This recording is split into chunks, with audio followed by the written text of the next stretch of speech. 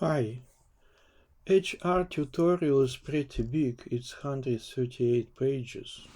Of course, for those who are in a hurry there is a quick start, but you can also do it slowly by reading chapter 2.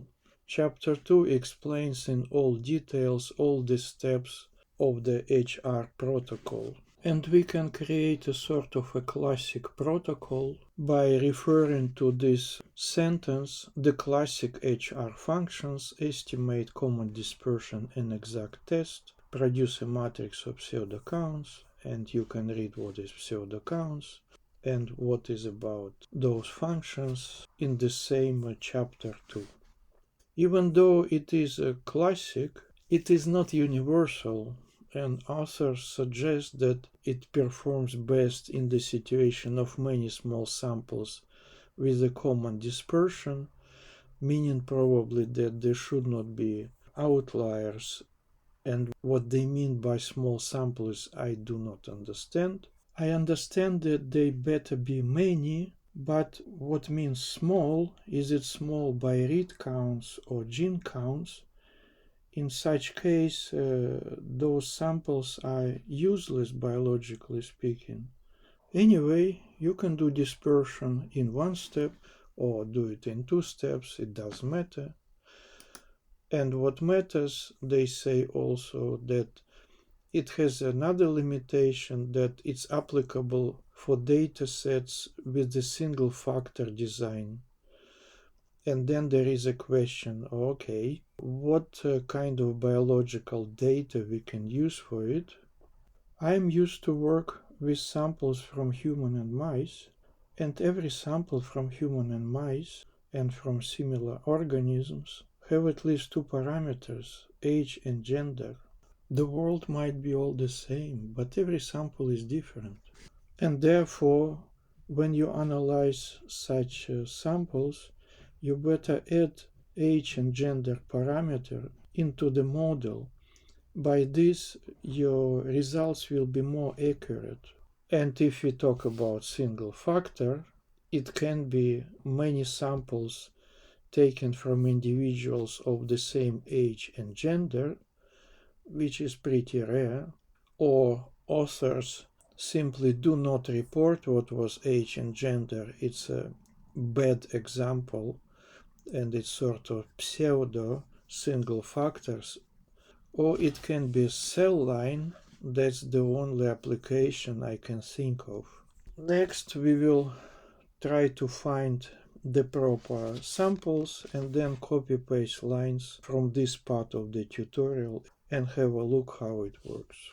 As usual, I thought to go to NCBI Geo and find something for cell line and differentiation, but then I changed my mind and decided to go to this site, which I didn't show before. It's pretty good site called ArrayExpress, where you can also do a search by number or by keywords.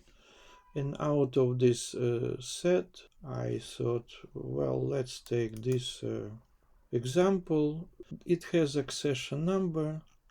It has more or less raw data, not even in a table format, but one file per sample. There are also process data and some accompanying information. Sometimes it has a reference to the NCBI Geo, so it can be in duplicate. Sufficient links, sufficient description. So what I did, I downloaded by this button all loose data, which we will use then. After copy-pasting all the lines from the tutorial, I got only this set of 7. You define the group, you declare DJ list, mentioning data and the group. It's the only place where you have to declare it. Then you do a filter, then normalization. Then, as they said, we talk about classic edgeR, estimate dispersion, and do ExactTest and top tags. That's basically it. Of course, it's not a complete script in full details. I added necessary lines above, within, and below those copy-pasted classic lines. And this is what we have at the end. We call the library, we also import lemma, then we set a working directory where we have those downloaded files. We call them, ask what are those files there are for. Each of these files is pretty complicated, but good for us. readDGE function still works. This readDGE seems to be flexible for many files and many formats. You only indicate where you have a gene description and the read counts, which columns. And then by doing it, it generates a data table where we do not have gene names immediately. We have entries numbers, which is a bit of extra work, but it's doable. The column names are pretty long, and essential information here is that we compare two cell lines. There is a addition C, I presume sort of a control, so let's ignore C for a moment, and rename column names to this short abbreviation, HEP3B, HA7, that's enough for us, and then rename the call names. And this cells works as a definition of groups. We have to declare at least once, so this is what we do in DGA list declaration. Then we check the samples. It's pretty small table. It is a bit concerning that one of the samples is much smaller than others by lip size, but since it is a training business, let's take it not very seriously. So in total there are 16,000 genes before filtering. Then we do filtering. Here we can do a design, but actually we don't have to. We simply normalize. Normalization is needed because we have at least one sample a bit too far from others. Then for purpose of visualization, we declare log normed. CPM are formed after normalizing lip sizes. You only have to do by hand log transform. Then we check a box plot, okay. We also can check and resolve the mystery of this C and not C samples. Here we use core plot to check similarity between samples. And so we see that HA7 and 9 they are highly similar to one another, and HEP cell lines are also sufficiently similar to one another, and they are more similar than to other cell lines. In a plot MDS, we also see that the difference between HA samples is negligibly small, no matter whether it is with C or without. And the reason why HEP samples are so different is likely not because of C, but because of the lip size difference. And so it looks like a one-factor analysis is okay. This part is what it called classic. We estimate dispersion. Right. We do not want design, and we don't do design. We say, what can we live without design? Yes, we can. BCV plot could be better, but well. And then we do ExactTest, and then we do a top tax, and then we have to do tops this way, because remember we don't have a gene names as names but as numbers, and then messing up with row names which are numbers is confusing for the script. Don't do it. Therefore we do explicitly by cutting off edgeR, and then we ask for a table.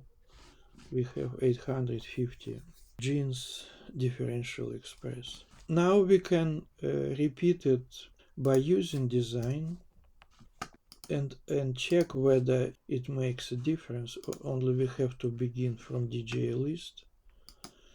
With design, we skip visuals. Here we declare design. BCV is not changing, of course. And we see that the situation changed. It was 850 genes, now 898. Why? Because it looks like dispersion is estimated differently whether you declare groups or not. And if you don't say it, it will be estimated for all the samples together. That's what you have to pay attention. And the second moment is we have only 2 groups, but if you have 3 or more, you better declare it which group you compare here during ExactTest. This certainly would not change the numbers. It's still the same. And at the end, we have to annotate our tops. We have to say tops and table. So we don't have gene names yet. We have these numbers. And to do so, I found it easy to call the library org-hsegdb and actually follow the description in annotation DBE in bioconductor tutorial. I literally followed their recommendations. So that's the site, and here is the tutorial. Only 15 pages where you scroll down, and yes, this example fits to our exercise where you use entries IDs as row names. So what you do, you call the library, you can check the columns, what is available. It's not like a BioMart endless list of parameters. It's pretty limited, but it is sufficient for our business. Then we call annotation DBI. So this is the information source and this is the functional part. And then you simply call annotation for your tops, and then you merge annotations which you extracted on the basis of row names in your tops, and here you merge annotations and tops. Note this funny parameter by y by x. It means by which column you merge them. If it is not row name, you give a column name. If it is a row names, then you say 0. That's the idea. And then it's all merged, and then you can check what is merged. That's the final table which you can enjoy. Is it a simple, this classic edgeR approach? Yeah, in a way it is a pretty simple script, not too long. Even with the annotation, it's only 60 lines. Is it universal? No, it's not universal. It can be used only in a specific cases of one-factor design. And many small samples, which is a bit of mystery. That's it.